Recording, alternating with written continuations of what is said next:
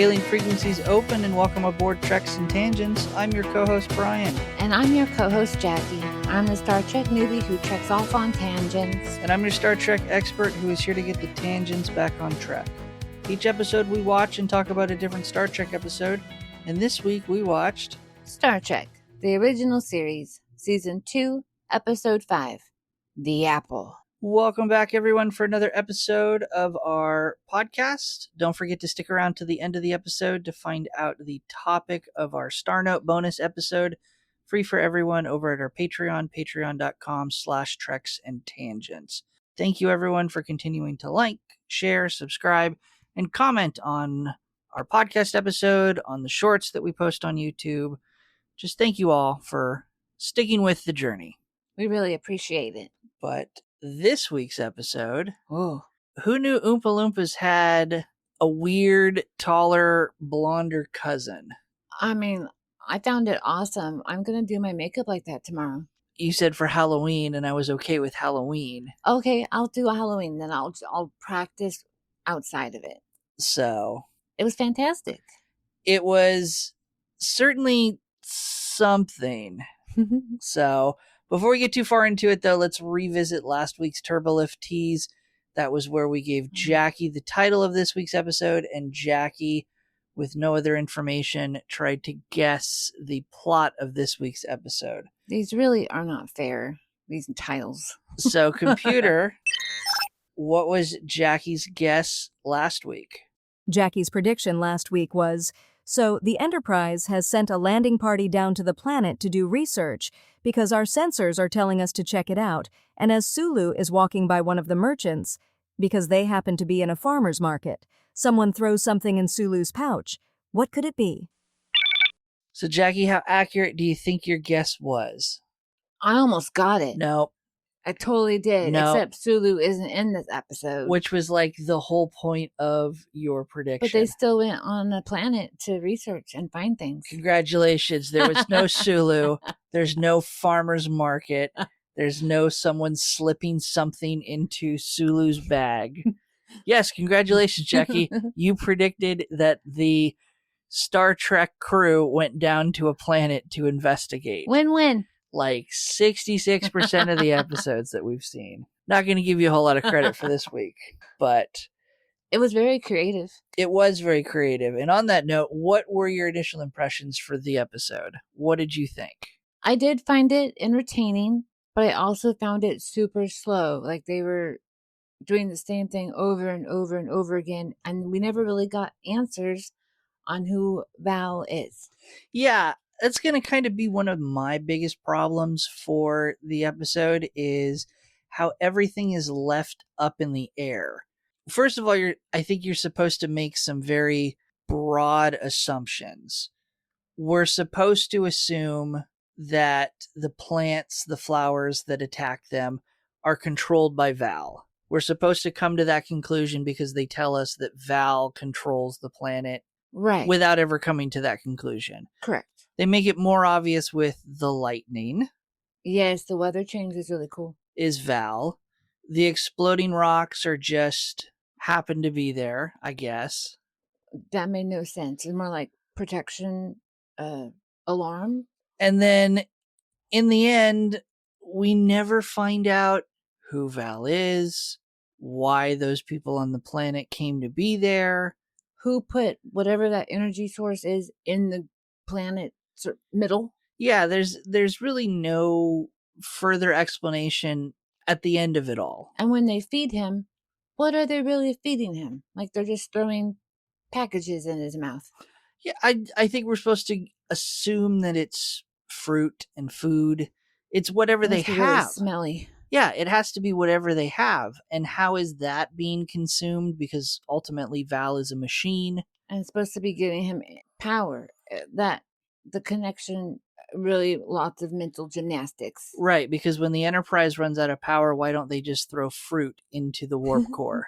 So, yeah, it's interesting. Yes, a little love story. It's entertaining. You say it is. Well, I mean, I got a chuckle here and there. And at the end, does it really do anything? I'm not a fan of the episode this week. I can understand that. It's very empty to me. Yes, very surface level. It's like they came up with a bunch of ideas for visual effects and special effects and wanted to show them off, but never really bothered to put them into a story. No, I could totally agree with that. It was just a lot of elements thrown together and, an evil dude. And a lot of, I think, what tries to do the heavy lifting for the episode is this constant return to the topic of the natives procreating and the topic of sex. Yeah, it's really creepy. And it's almost like putting myself into the shoes of the show in the 1960s. It's almost like they're trying to give a little wink and the nod to the audience of, hey, we can talk about sex without talking about sex. Because it's the 60s. It's not 2026 where every show is about sex. Right. So try to do too much, don't accomplish enough. It's not going to be an entertaining episode. It's going to be funny. We're going to make fun of a lot of stuff. I mean, I think it would have been better if they found out who Vaal was sooner, and then we can see the Enterprise crew teach these cousins to the Oompa Loompa how to be humans and with free will and choice. Yeah. We'll get to, I don't know when we'll get to it in the episode, but we will cover and talk a little bit deeper about who Vaal is and where this whole thing came about. And it's just too bad that it wasn't included in the episode. So, but enough about us trashing on the Oompa Loompas before they're enslaved by Willy Wonka and their growth stunted. Maybe that's why the Oompa Loompas are short, because you also have the problem of there's only like a dozen of these. Genetic mutation. Yeah, so it's inbreeding, and so that's why they became short and stunted, and that's when Willy Wonka found, I don't know. This is way off on... The fruit becomes candy. The fruit becomes candy. Ignore the fact that Willy Wonka takes place in the past, and this takes place in the future. They time travel after they... Yeah. You can make your own story now. Yeah, make your own story. Vaal turns into another version of the Guardian of Forever. But I think with all that being said, let's just start talking about the episode. Jaci, walk us through this week's episode. Okay. Well, we had like a giant opening, and Enterprise goes down to this planet called Gamma Trianguli 6 because when a scout ship was scouting, the sensors were giving odd readings. And so Enterprise gets to go onto the planet and investigate, chat with its inhabitants. Right. Diving deeper into Star Trek, Starfleet and the Federation made first contact on this planet some years prior, but it was fleeting, it was glancing, so they knew that they were inhabitants here. And yes, the Enterprise is coming back to investigate this planet for the strange readings, the optimal conditions on the planet. Yeah, it seems very hardy and healthy for humans to grow. Yes. And so you said that they beam down to the planet to investigate. Go ahead and name everyone who beams down.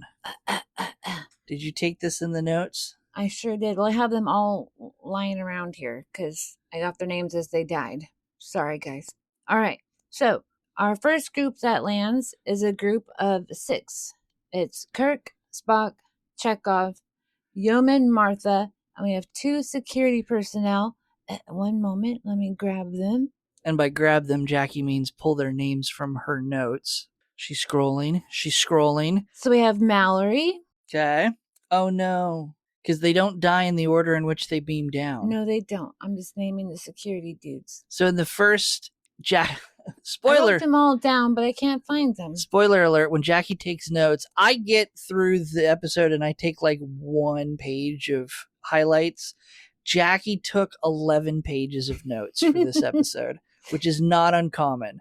So I will save you. It took me forever to find Martha's name, so I will save you the scrolling. Thank you. With the first wave, we have Kaplan and Marple. Yes. The second wave, because they beam down, they shuffle off to the side, and then on the second beam down, we get McCoy, and then we get Hendorf, and then Mallory. Yes. They're such a large party, they have to go in groups. Yes. And weird to do that. There's like 3 transporter rooms on the original Enterprise. This Enterprise, I call it the original, even though there was Enterprises before this, but I think there's 3 transporter rooms. That's news to me. We only ever see one, and they all look the same, so we could be going to multiple ones. But it just seems weird that they would. I mean, is the Enterprise only capable of beaming down one group at a time? So you beam down one group and then wait and then beam down the second group? I don't know. But we get them in 2 waves. Yes. So 9 members totally. And immediately they all have their little tricorders and they're scanning. And McCoy's like, this is such a beautiful planet. I really don't want to intrude on these people. And then this is also when Spock is like digging in the ground and going, oh, what nice soil. Yeah, it's so rich. It's so fertile. And the temperature is 76 degrees all over, even at the poles. So, do we want to comment that it's weird that the Starfleet is using Fahrenheit instead of Celsius? I don't know. Do we want to start that argument? I have no idea. But 76 degrees Fahrenheit. Yes. And then Chekhov, he like wanders around and he finds this plant and he comes back with the flowers and he's like, oh, this reminds me of home, which is Russia. And McCoy's like, you mean the Garden of Eden, right? Yes, the first very heavy-handed reference to the Garden of Eden, beyond the title. And then Chekhov's like, yeah, it's just outside of Moscow. Exactly. And so Kirk's like, okay, stop chatting and let's start going to the village. Because here they actually use kilometers. It's 17 kilometers away. Yep. So off they go walking. And then that plant that we talked about earlier is like following them. And it's very distinct. This plant is like a darker color, kind of looks like a periscope on the sub. And this poor security guard gets shot with yellow pollen daggers, like bullets, and dead. And just in case you're keeping track at home, this is Hendorf. Thank you. And so as he is dead and they're looking at him going, oh no, we see rustling in the bushes. And it's like, is this really a garden? Something's up. And then we have our fabulous intro. All right, so we're still on the planet, and now we're talking with Scotty. And coming back, Scotty has been left in charge on the Enterprise. And he is talking with Kirk. And so, Scotty, please beam up this gentleman, Mr. Hendorf. He needs to not be here so he can go to the morgue on the Enterprise.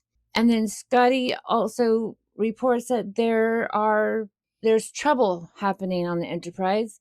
Their antimatter pods are losing potency. What is antimatter pods? They would be batteries or storage units for antimatter that would power the warp engines, amongst other things. Okay. So there's something that is draining them from the planet. At least they're assuming. And Scotty has been measuring the planet's electromagnetic field, and it also is abnormal, and that could be causing the drain. Scotty gets to show off his brain on this episode.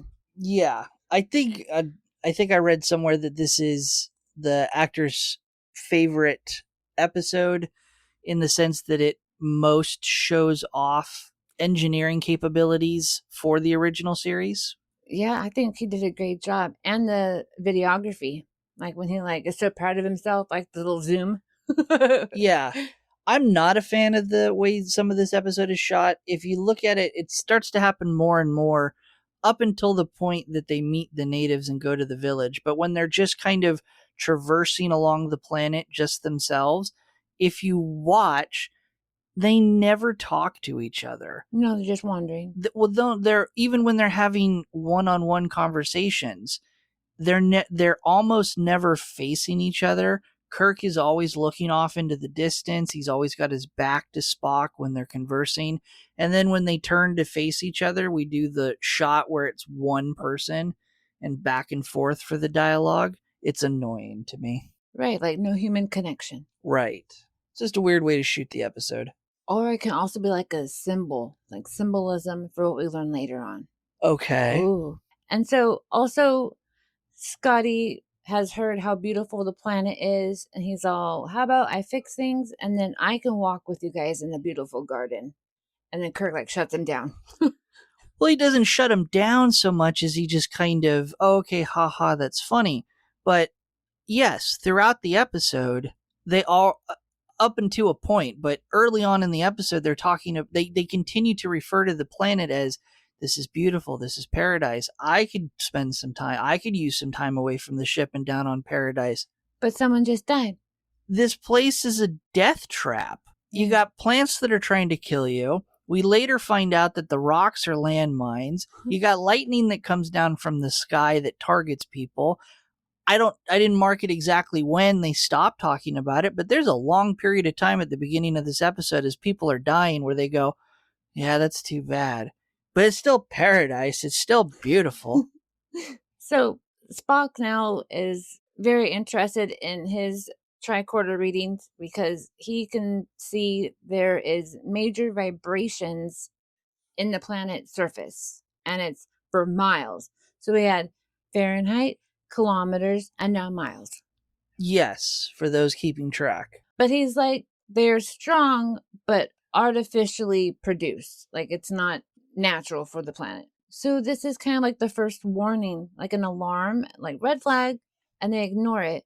But Kirk does have 2 security members like go forward to scout out whatever, like check out what's happening.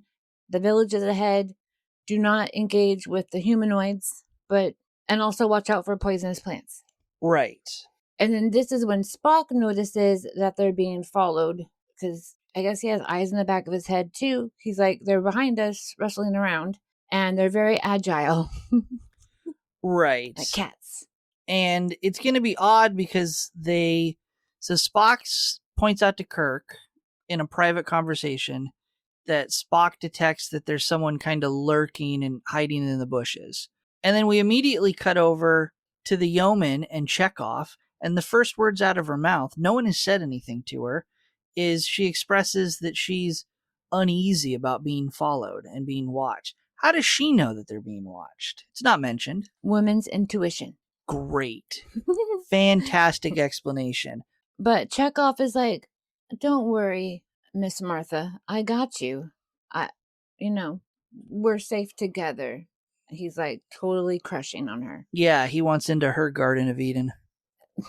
And Kirk interrupts them and is like, this is not a tryst about the human biology. Let's just, keep going and use that tricorder and get more readings. And as they also start looking for whoever's looking, they're also on the lookout for whomever is following them. It's like, why be so obvious? And then Kirk has them go into an L formation. Yeah. Did you notice? But they don't go into an L formation. It's like a straight line. Lowercase L. Oh. Yeah. I saw that too, where I was just like, he's like, L formation. And I'm like, you're in the middle of the jungle. Garden. Yeah. How about you guys just get through? I'm like, come on.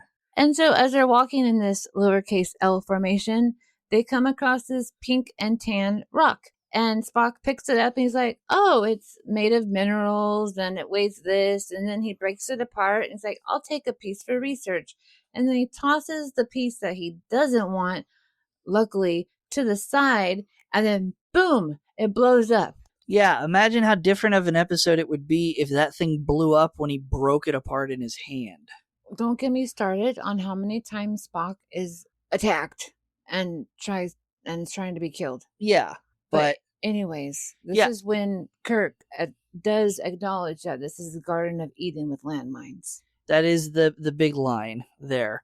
And then Spock puts the rock down and they walk away. And I'm like, okay, you don't really have any kind of containment device to put the rock in and it's dangerous and all that. But it just kind of struck me as weird of like, You were so excited to study this thing, and now you're just going to leave it. Okay, I guess you'll come back for it. He didn't want to blow up. I guess so. So now we're back on the Enterprise, and Scotty is reporting that the antimatter pods are completely drained. But he knows that there's something on the planet's surface that is draining them. And he's having this beam of some kind analyzed. So he pinpoints where it's located in the village, and thankfully Kirk and co are on their way there. So perhaps they'll find the source. Yeah, and we have to find out, or we have to surmise that the source is Vaal. Yes. And so why is Vaal doing this? Is this just kind of an automated response?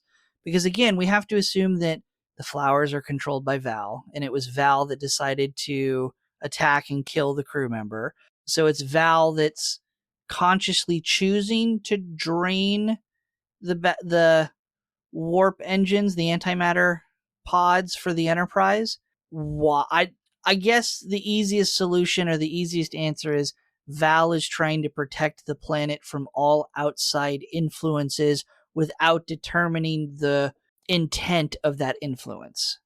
That makes sense, because he is happy with his little minions. Yes. Even though it's a machine. It's really weird. It has like human things. And so this also when Spock puts the vibrations and then the draining, and he puts it all together like magic. Then we're back in the garden, and McCoy is studying more of those poison projectiles. He's holding them in I'm hoping it's a container. It looks like he's not holding them exactly, but they're in a thing. Yeah, I think he was using tweezers to put them into some kind of specimen jar. And he refers to them as near this poison called sapoin, but this projectile's poison is 1,000 times stronger. It's fitting all over the garden. Yes. That's the analogy we want to draw. And so Kirk and McCoy are talking about this projectile, and Spock notices that one of those deadly flowers are moving around, and he jumps to push Kirk and McCoy out of the way, and Spock gets shot with the projectiles. Oh no. And then McCoy runs over there and shoots him with his own medicine. He always has that syringe of something, but it's not working. Spock is not waking up. And then Kirk's Scotty, beam us back up. We have to save Spock. But they cannot beam up. They cannot connect the transporter to beam them up. Yeah, again, something to do with the interference that is coming from the planet. Let's just get this little tidbit out of the way. Thank you. Why are we not using the shuttlecraft? I forgot about it. So did the writers, apparently. Again, you could easily just, assuming that there's nothing else hidden up Val's sleeve. Oh, send the shuttlecraft down to the planet to pick them up? Yeah. Oh, yeah, that makes sense. Yeah. We had a whole episode where we had the discussion of they're freezing to death on the planet. Why didn't they send the shuttlecraft? And as Star Trek fans, we've all just kind of accepted the fact that in that moment in the episode, in the timeline, the writers had not invented shuttlecraft for the Enterprise, and we've explained it away as maybe the shuttlecraft was damaged in a previous adventure. Whatever. Are we supposed to do that again as a way to excuse the writers? The shuttlecraft exists at this point. Can it hold 9 passengers plus a driver? Who gives a damn? Send it twice. Oh, yeah, that makes sense. They're in no immediate danger. Send the shuttlecraft, send McCoy, send Spock, send the yeoman, send Chekhov, leave Kirk and a couple security officers, and then come back and get them. And again, this is assuming that Vaal doesn't have some other way to prevent the shuttlecraft from landing. We'll later see the lightning, maybe that would prevent it, but they don't even try. There's no comment made of the shuttlecraft is unavailable. The shuttlecraft is still being repaired. So, lazy writing, not going to excuse it this time. I'm not going to excuse it this time. Well, I see and I accept your point. Yeah. Noted. Right. Right to the writers. Start a write-in campaign. # justice for shuttlecraft. And we've already established that everything is connected, like the Enterprise energy being drained, the stuff that's happening on the planet. But Kirk constantly asks Scotty, are these connected? Is this a theory that can be true? And Scotty's like, of course. And then he'll like fix whatever he wants. So it's like repeating itself. And then magically, Spock regains consciousness now. And he makes a crack that McCoy's potions make his stomach queasy. Yeah. Okay. I guess. Well, if his blood was red and not green. Don't quote McCoy. Yeah. Okay. Starfleet medicine is not fully caught up with Vulcan physiology. Weird, but fine. And then Kirk goes on to like chastise Spock for reacting and pushing him out of the way and not just like yelling, yo, Kirk, move. It's like, and then he goes on to say, do you know how much Starfleet has invested in you? And then, Spock knows numbers. Yeah. It's like, okay. He spits out a number, doesn't tell what the unit is for that number. So is it hours? Is it money? Who knows? Now the weather is starting to change. The clouds are coming in. We have lightning and thunder and it's super dark. And you know how they sent the security officers over to look to see what's happening? One is out in the open and lightning shoots and kills him. Yeah. For those keeping Gone. track at home, this is Lieutenant Kaplan. Poor guy. So all the crew runs for cover because, we don't want to die. But then once Kaplan is gone, the weather dissipates and it's beautiful again. Thankfully, security officer Mallory made it to the village and he's trying to communicate with Kirk, but they're super static and he can't relay what he's seen. Like it's super primitive village, like a tribal. Right. And so instead he just like runs out to meet Kirk and so he can tell them in person what's happening. But oops, he steps on one of those rocks and blows up. Right. For as dumb as the moment is, I thought it was pretty cool when he steps on the rock and the whole explosion and he gets tossed up in the air. Pulled on my nostalgia heartstrings, and it felt very much like action TV show from the 80s as opposed to the late 60s. I liked how they pulled it off. One moment out of this whole episode. This episode has like tons of backstories because then we learn that Mallory's father helped Kirk get into Starfleet Academy and he's like super sad. Yep, and Kirk knew Kaplan's family. Yeah, like, oh, my friends are dying. Yeah, but that's all the backstory you get. And then, of course, Spock's like, you couldn't avoid anything that's happened. This is part of our mission. And then Kirk's blaming himself for all these losses. He should have beamed back to Enterprise the moment the first red flag flew. Yes, he should have. You guys should not have just been fascinated on the fact that it was paradise. You guys should have been a little more cautious. Exactly. So you've done your duties. You followed commands. Let's keep going. We've gone this far. Uh-oh. Our lurker has returned. Or the lurker never left. So there's one security officer left, and Kirk has him like go around. It's like they're gonna round him up like a cow. And Kirk has Spock and Chekhov like create a diversion. So they're like yelling at each other and trying to be like a distraction. And then Kirk finds our lurker and hits him.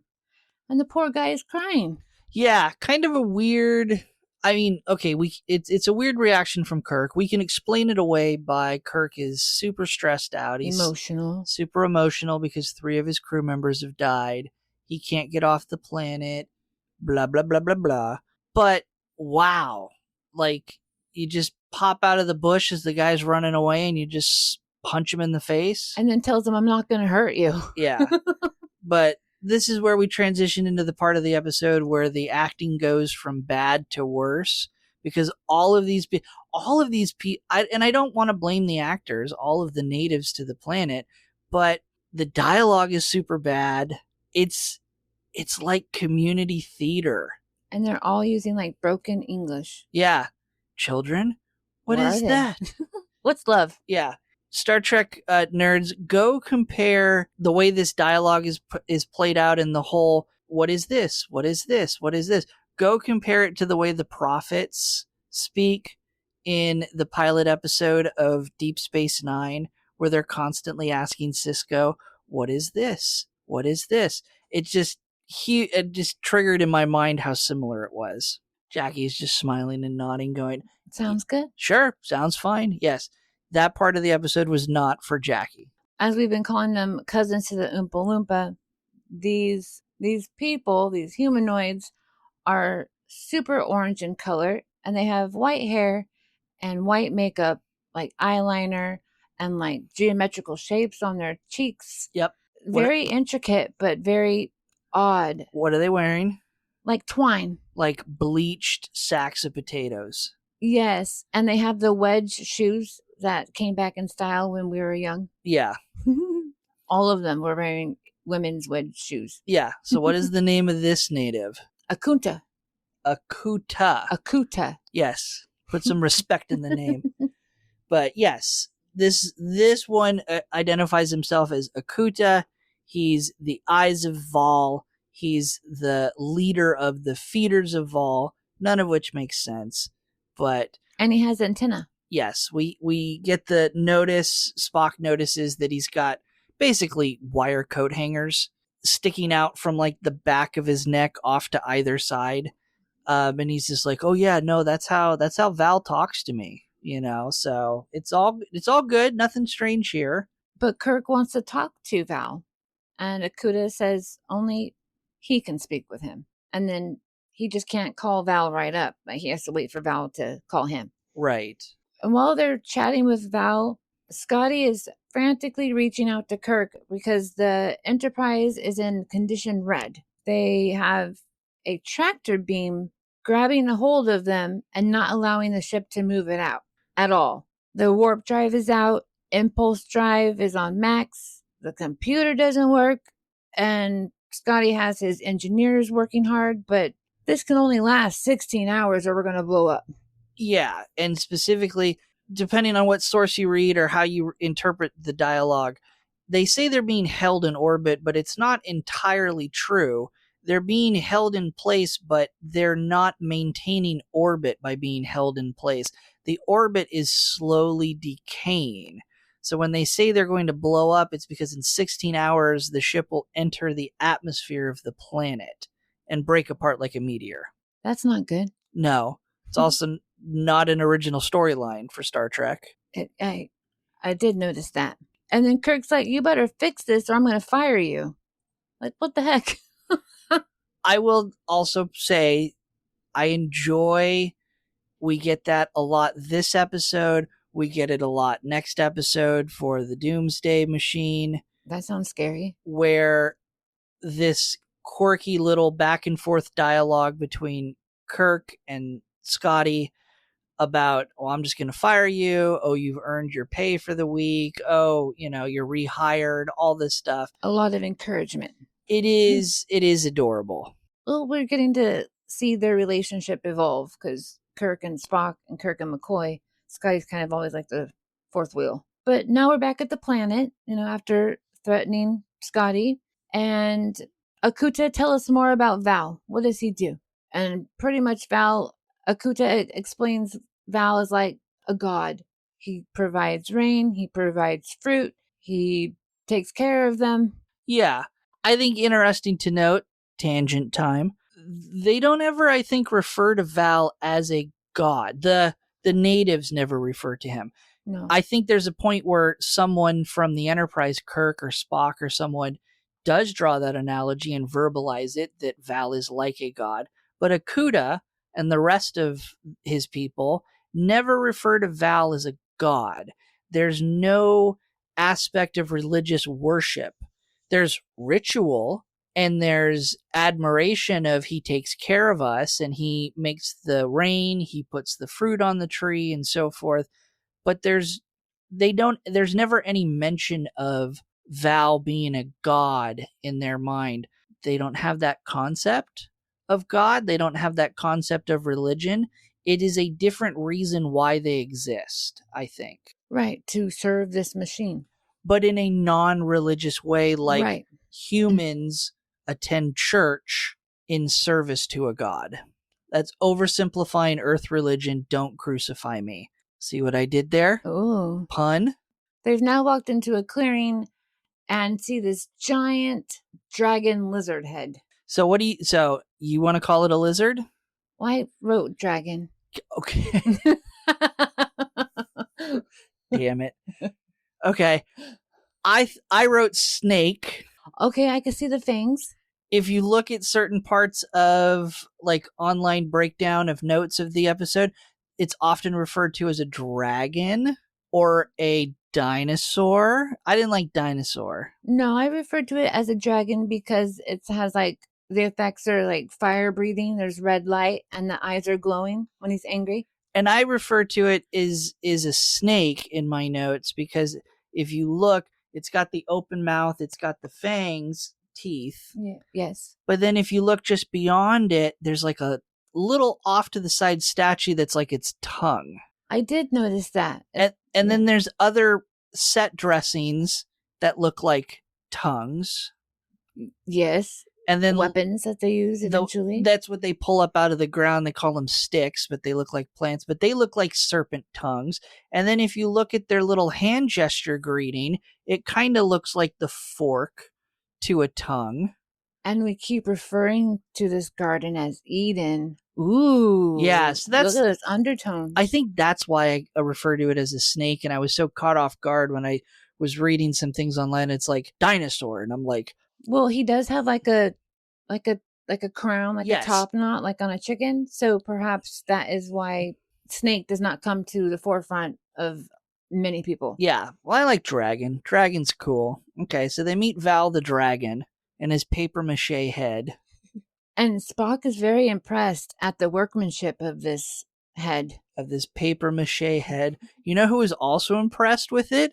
The props department.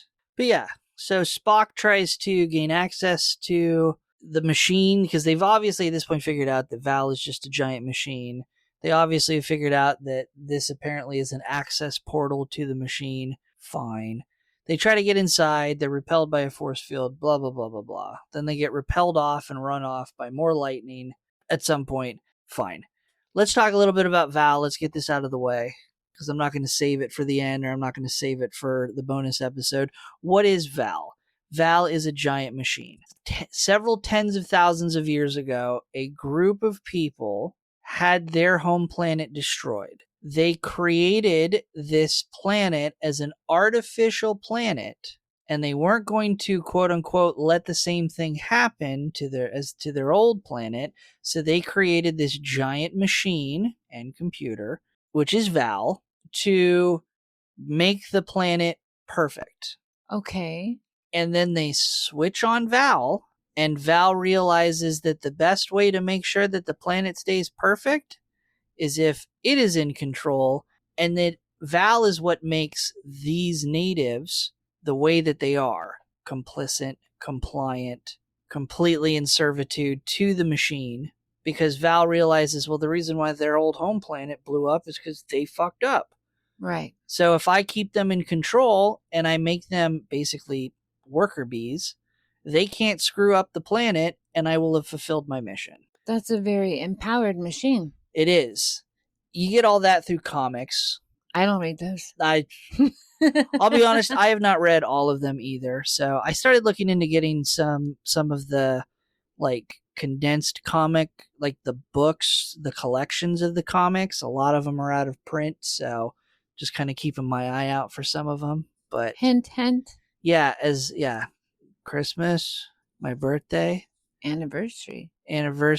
My birthday comes before our anniversary. Did you have to just sing the dates and the months in your head? Yeah, I had to. I had to be like, when was I born? No, I was also thinking I'm not going to be here for my birthday. I want to be in Anaheim. So, yeah, BlizzCon 2026. See you there. That is, that's the most, even if you dive into the comics, even if you dig deeper, there are extended stories, but none of them give the background of what this is. That's the most that we get. So then how does he make them live forever? Because we learned that. Just he has that control, and somehow that's a byproduct of him having the power of controlling everything else on the planet. But Why does he get the snake head, the dragon head? Don't know. What is he being fed? Fruit. Yeah. And all these people are different ages, or at least they look at the actors. Somewhat. Yeah. So we'll It's get weird. we'll get to that, the problematic part of that. But much like the actual episode, this episode of the podcast has pacing issues, so we're gonna keep it moving here. So now that Spock and Kirk have seen Vaal, Akuta leads them back to their village. They meet the rest of them. There's like a dozen, maybe 24 of them. Yes. Okay. And of course, Kirk has to immediately notice that they're all adults of some kind. None of them are old. None of them are children. So he brings up the whole, you don't have children. What are children? And Kirk uses the phrase several times like the little ones, and they grow up to be you. And then they're like, replicants? Replacements. Replacements. Thank you very much. And they don't know what love is, and they don't know what marriage is. And then Kirk kind of explains it, and they go, oh, well, Vaal forbid that. Okay, fine, because yeah. And no touching. Yeah, no touching, because that doesn't serve any purpose to keeping Vaal going. Plus, if you guys are going to fight over mates, you guys will lead to war that disturbs the overall programming of my mission. Fine. But he does say replacements. So how does he replace them? Yeah, so that was kind of this weird thing in the story that never goes anywhere. Because Kirk does say accidents do happen. Yeah, well, and later there's a whole conversation about, well, if one of them were to die, fall, have an accident, it throws off the whole balance of things. And so do they then get a replacement? Magic. And why isn't Vaal creating more people to feed the machine? Because that seems like it would be efficient. Certainly the planet can support more of them. But if he's expelling energy, perhaps it's too much. Yeah, so where do the replacements come from? Is there a giant cloning facility under the planet? Does Vaal say, look, you guys can't have sex unless I tell you to, because we need a replacement. Yeah, I was going to think of a name for one of the villagers, then I thought, nah, I don't really want to try to make up a villager name. So, but yeah, so-and-so over there had an accident and died, so you two need to have sex so that you can make a replacement for the villager that died so we can keep peace and harmony. But that can't be it either, because they really don't know where kids come from. Exactly. They don't understand what sex is. So I mean, Vaal has to tell them in detail how to murder someone. Yeah, I don't know. Again, we're going to keep this moving here. They all go to Vaal. They all feed Vaal. They realize that's how Vaal stays powerful. Scotty calls down and says, hey, just to point out, we seem to notice a dip in power from the beam that's coming up from the planet. And so they come up with this grand theory that his power reserve is not infinite. Everyone think back to the episode with Apollo. It's the exact... That's what I was thinking of the whole time. Same plot line. Yes. Machine uses up too much energy, creates a vulnerability that can be exploited to defeat it. Congratulations, we've just spoiled the rest of the episode. So after the whole congregation at the statue of Vaal, at the Dragon Head, after we get this discovery of the drain in power, they all go back to the village. This is where we have that conversation where Kirk kind of speculates over, well, what happens if one of them has an accident and dies? And we get this extremely awkward conversation with all of the guys and Yom and Martha. Poor thing. Where they're looking at Martha going, well, yes, Martha, you explain to us where kids come from. And she's like, well, I don't understand. Like, how would they? Would Vaal teach them? Would Vaal tell them how to have sex and have kids? But she can't say sex because it's super awkward. And they all have the weird eyes looking at each other. Yeah. And it feels like it's 15 minutes of the episode as they all stare at each other. Over in 6th grade at sex ed. And they're all uttering these half sentences that trail off. But Spock's like, I'm sure they'll have instructions. Yes, and that is how that conversation ends. Thank Vaal, it ended. We also then get a quick little couple scenes where Akuta gets the instructions from Vaal. What if it's not Vaal? What if Akuta is just batshit crazy? That would be a much better storyline. Okay, So someone write that episode. Anyway, Akuta gets the message from Vaal from the wire coat hanger antenna in his neck that the strangers need to die. Don't know why it took Vaal this long to give that order when he's been trying to kill everyone anyway this whole time. Fine. But Akuta gathers the males and explains to them that we need to kill the strangers. They don't know how to kill someone, so he uses a melon and beats it with a stick. This is the back of their head. This is the back of their head. You go up behind them and do this. Whack. And their eyes are like, whoa. Yeah, cool. What a great way to lead into a commercial break. These are the fun, awkward pauses of the episode where Jaci tries to stifle a laugh, and then she tries to find in her notes where we are. We're at the beginning of Act 4, ladies and gentlemen. Jaci's like, I don't know what Act 4 is.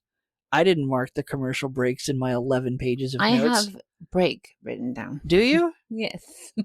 Numerous breaks. I have your note open on screen number 3 here, so. But Martha and Chekhov are canoodling in the garden. Yeah, we get this weird little... Okay, it drives home the point of this awkward moment where, yes, they canoodle in the garden.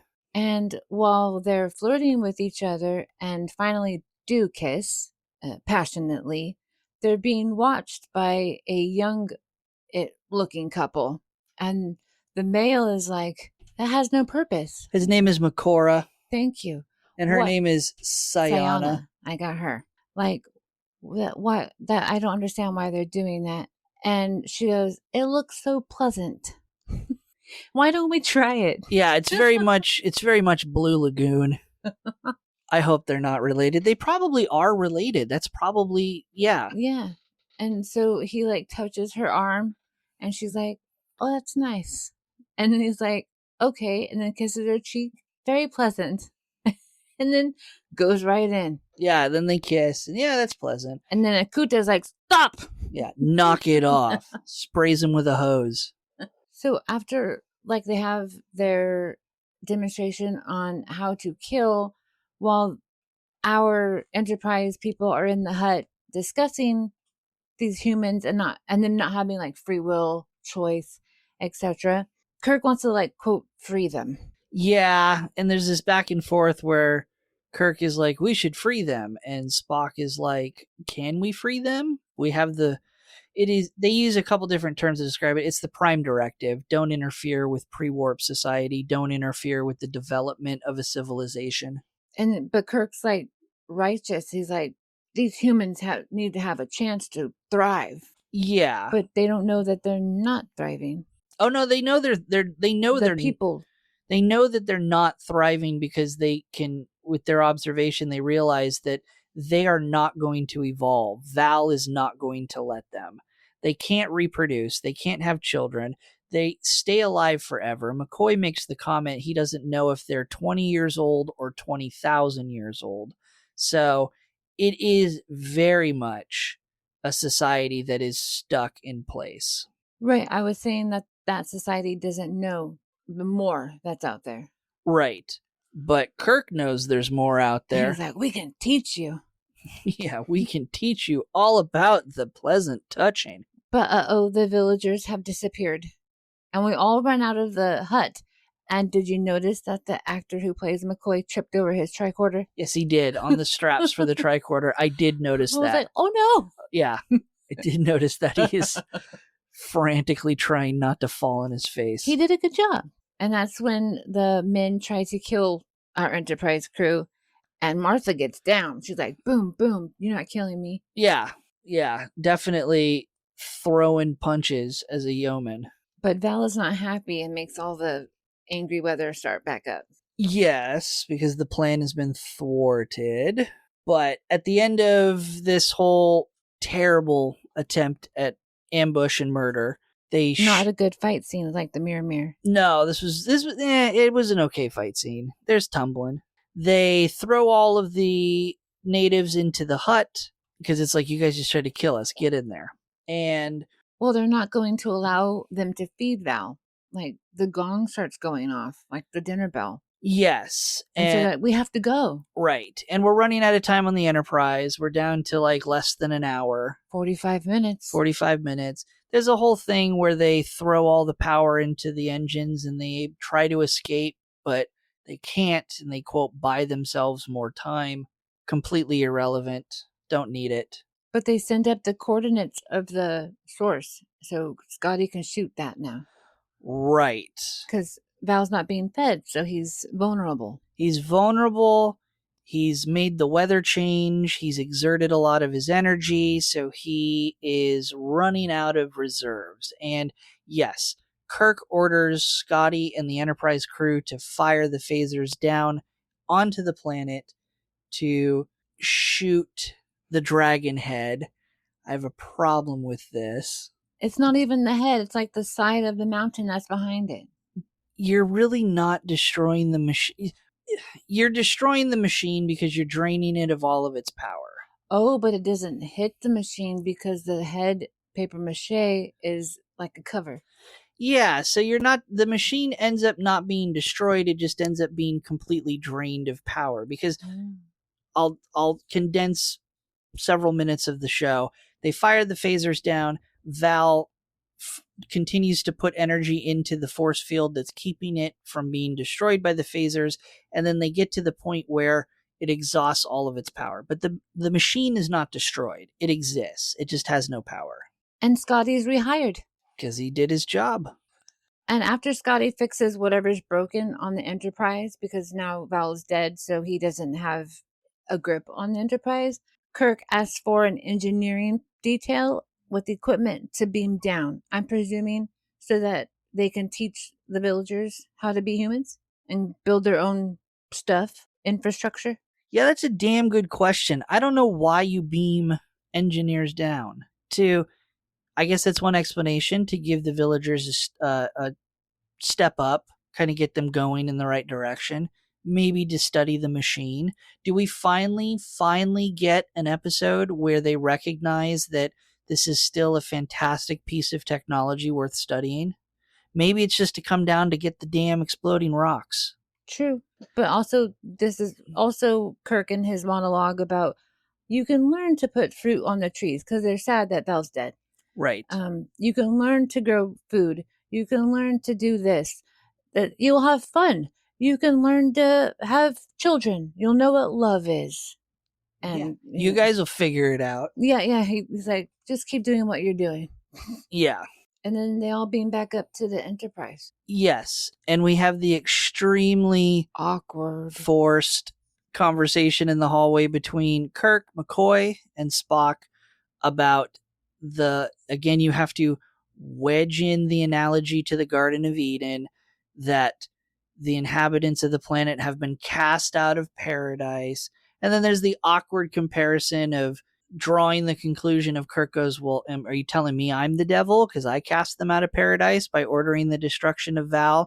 Well, I don't look like Satan. Who here looks like Satan? Let's be problematic and refer to Spock's looks as satanic. You just stare at him and then cut. Yeah, it's a bad ending. I think we'll call it there and roll credits. So, Jackie, what did you think about season 2, episode 5, The Apple? Like I said earlier, like it was very beautifully done, like a very colorful, green, lots to look at, so slow. And I have 11 pages of notes because I wrote everything down. But I have so many questions after, and especially as someone who doesn't know like the backstories like you, or cannot like imagine weird things that come together and make perfect outcomes, it's very hard for me to understand everything and connect it to like another story. Sure. And there's even knowing some of the backstory and even going and reading up briefly on some of those non-canon comic books and trying to get more information and draw more of a conclusion, there's really still not a lot. There's not tons of comics about Vaal. There's like 2, I think, and there's a whole gap as to what this is. But that's not uncommon in Star Trek, where they don't follow up on a lot of things.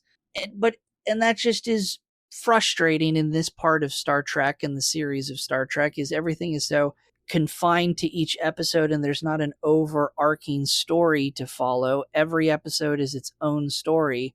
Some of them are great and some of them they're all individual short stories and some of them are fantastic and some of them are flops.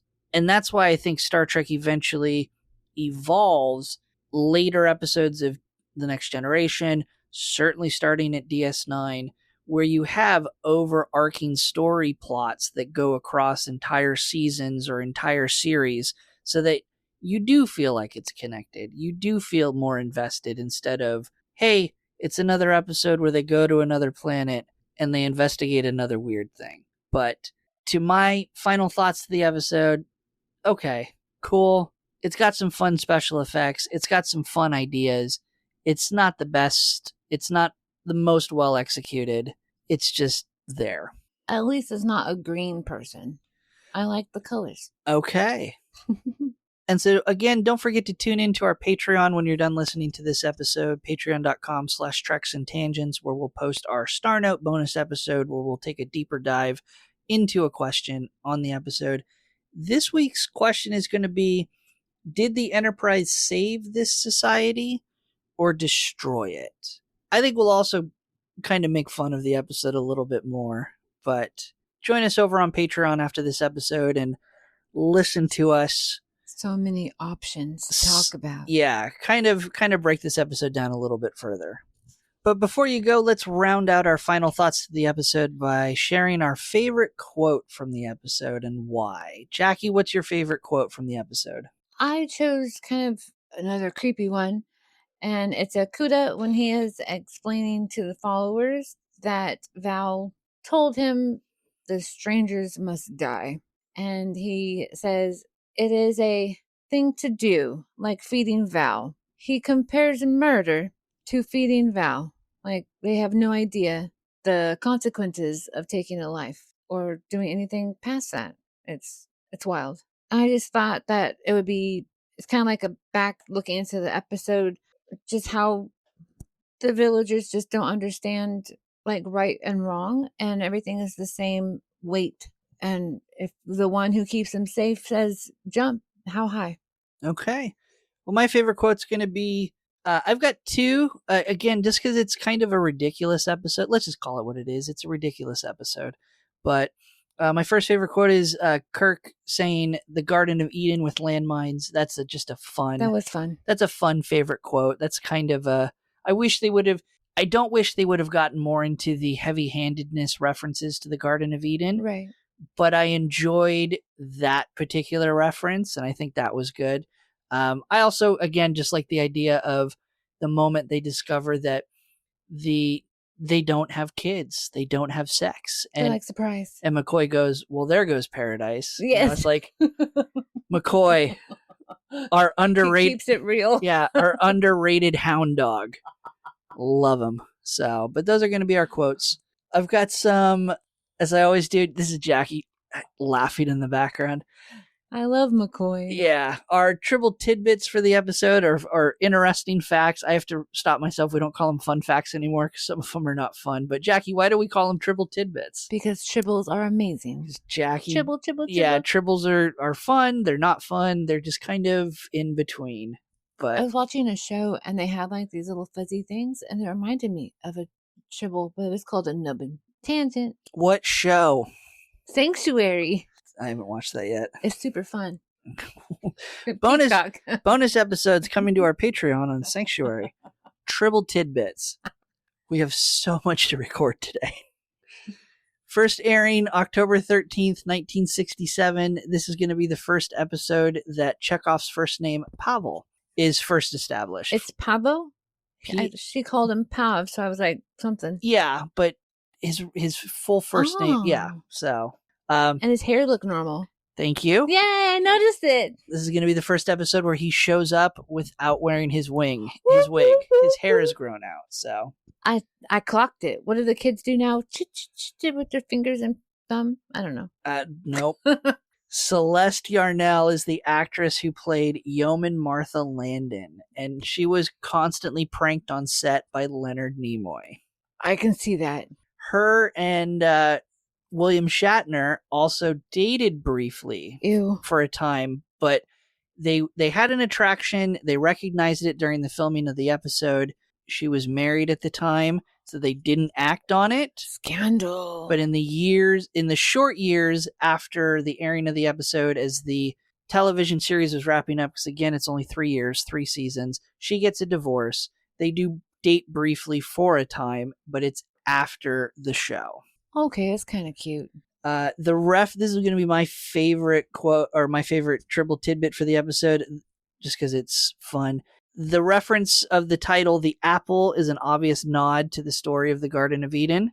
There's many references to the Garden of Eden. But they never have an apple. Thank you. Oh, look at me and being all on these things. The Bible never specifically refers to the fruit As that an apple. Adam and Eve eat in the garden as an apple. It is only referred to as a fruit. Now, do you know where the reference and how it comes tied to the apple? No. So, I don't speak Latin, but as many things in the Bible, when you translate it from one language to another, things change. Yeah. So someone translated a version of the Bible into Latin. There is a Latin word that means there's 2 Latin words that are extremely similar. One means apple and one means evil. And so when he used that word, it kind of planted that seed, so to speak, to leading it toward the apple. And then a lot of Renaissance art depicting the Garden of, that is how it kind of comes into popular culture, for lack of a better term, that is referred to as an apple. Interesting. The script for this episode originally called for Vaal's dragon head to be destroyed by the phasers, That would make sense. but the prop department rebelled and said, no, we put too much time Save into my this, head. and so they weren't allowed to destroy it. Does he come back later on as a different character? No, He's sitting on someone's mantle? I have no idea where Vaal is. The scene that we mentioned in the hut where the crew are sitting around and trying to discuss how they have children, how they would come about doing that, took forever to film because They kept laughing? yes, Shatner, McCoy, and Martha? Nimoy all continued to make inappropriate comments to crack everyone up. Well, you can see it in the recording, like they're all holding back laughter as they're talking about this awkward subject. Yes, and much to the detriment, the network censors were always on set at this time, and so they're monitoring how things are being filmed because they don't want to get an episode and go, wait a minute, we can't air this, and we don't have time to go back and reshoot it. So when a network picked up a show, they at this time in the 60s and whenever, they would have censors on set to monitor and make sure that everything was on the up and up. And yeah, they kept making inappropriate comments, and the censors having to keep shutting down the shooting to be like, we can't use that take, we have to do another take. So it took forever to do it. So those are going to be your triple tidbits. And this is where we will share our episode ranking. We're going to pretend that this episode is a member of a crew of our fictitious starship, and we will assign it a Starfleet rank. A higher rank means we not only found the episode more entertaining, but we find the episode to be a more important member of our crew. And of course, the opposite is true. A lower rank means we weren't as entertained by the episode, and it's a more disposable member of our crew. Our ranks starting at the bottom are our enlisted members, our ensigns, our lieutenant junior grades, our lieutenants. We can have an unlimited number of episodes ranked in those. But then we have our officers, our lieutenant commander, which we can have 7, our commanders 5, a captain we can have 1, and an admiral. A perfect episode is going to be 1.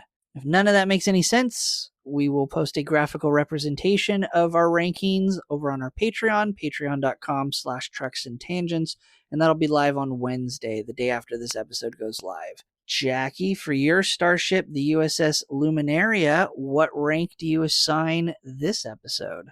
I have to put it in the ensign. No, why?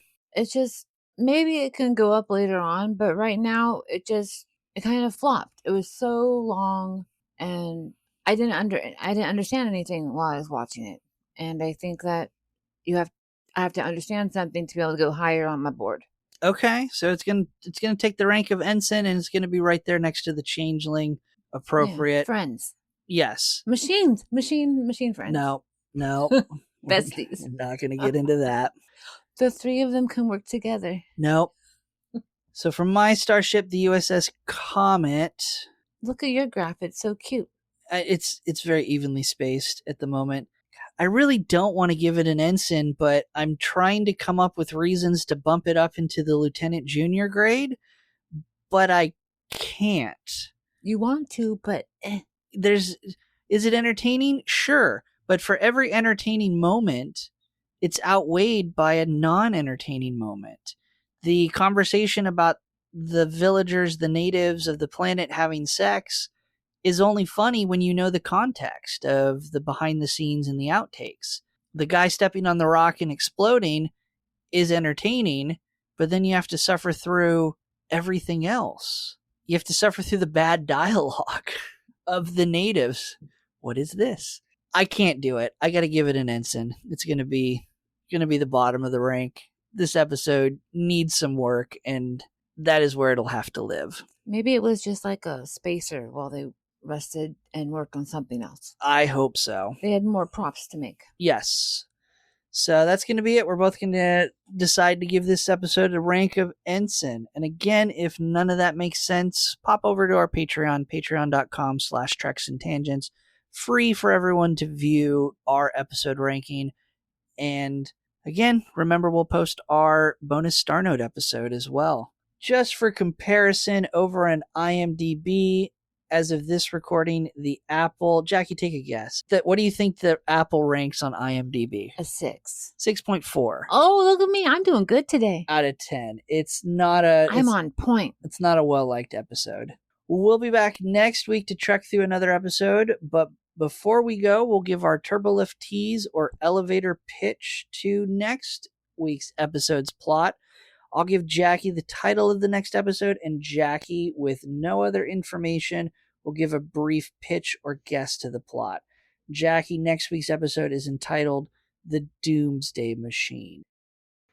Uh-oh, we come across Trelane again, and this time he is grown up and he is angry. And so instead of those tiny little machine behind the mirror that he made, we have a giant one that he is left on. And we have to figure out how to turn it off. And tune in next week to find out how accurate Jaci's guess is. If you want more information, you can find and directly support our podcast on Patreon, patreon.com/treks and tangents. As I mentioned multiple times, we will post a free Star Note bonus episode where we dive into deeper topics and just kind of joke around and mess around and have a less structured format for the episode. Unscripted. Yes. Free for all of the people who follow our Patreon. We post the graphical representation of the rankings. Again, free for everyone to view. For our Patreon supporters, we do a deeper dive once a month into the animated series Star Trek. We have all of our test episodes that we recorded that are based on Fringe and SG-1, so pop over and listen to that. Maybe someday we'll continue those series when we have time. Don't judge us at the beginning. No, we have come a long way. But besides that, you can also follow us on x.com at treks_tangents. We're also on Instagram and Blue Sky as Treks and Tangents. Jaci, where can people find you, and what are you up to? I am hanging out on Instagram as Jaboom, Jibboom. I need to make like a song. I don't know. You say that every week. Well, I've been busy. So I just had my hip replaced and I feel like an old person. So I'm trying to stay young by posting lots and lots of things about my recovery and what I've been going through. And of course, I also have disability advocacy, weight loss, the service dogs I have, and plus I always have some crazy makeup going on. All right. And you can watch me stream a variety of video games over at twitch.tv/PiratePoundTown. I'm on YouTube where I post video games and other random content over on YouTube at Pirate Pound Town. And Some of my coin collecting and other hobby content is over at Pirate Treasure Hunting. I post socially on Blue Sky at Pirate Pound Town, and I can be found on Instagram under Pineapple Cannibal because I am proudly banned from Instagram as Pirate Pound Town. Links to all social media mentioned can be found in the episode description. Thank you everyone for tuning in to this week's episode. We hope you had fun like we did, and we will see you all next week. And be sure to, joke around with really weird jokes. End transmission.